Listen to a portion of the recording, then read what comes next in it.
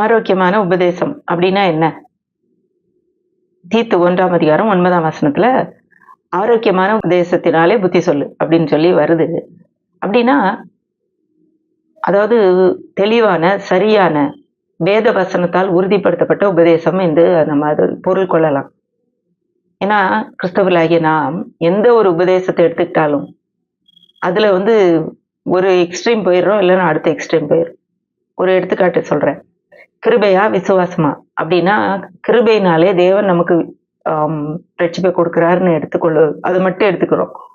அப்படின்னா இந்த உலகத்தில் உள்ள எல்லாருமே ரட்சிக்கப்பட்டிருக்க வேண்டும். ஏன்னா எல்லாரும் ரட்சிக்கப்பட வேண்டும் என்பது தேவனுடைய விருப்பம். அதுக்குதான் அவர் எல்லா காரியத்தையும் செய்தாரு. ஆனா இப்ப இல்ல, அப்படி நடக்கலையே. அப்படின்னா அதுக்குரிய பொருள் என்ன? எபேசியர் 2ஆம் அதிகாரம் 8ஆம் வசனம் என்ன சொல்லுது? கிருபையினாலே விசுவாசத்தை கொண்டு ரட்சிக்கப்பட்டீர்கள். அப்போ விசுவாசம் நம்முடைய பங்கு, கிருபை தேவனுடைய பங்கு.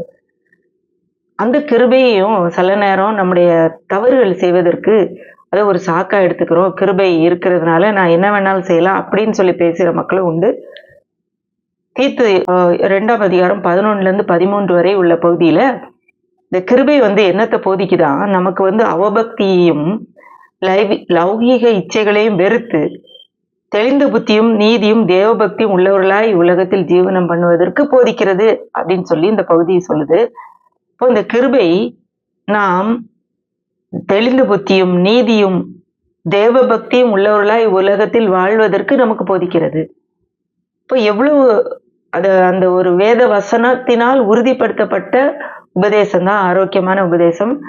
ஆகையினாலே நாம் அந்த வேத வசனத்துக்கு ஏற்றவாறு நாம் கேட்கிற செய்திகளை பகுத்தறிந்து கேட்பது அவசியம்.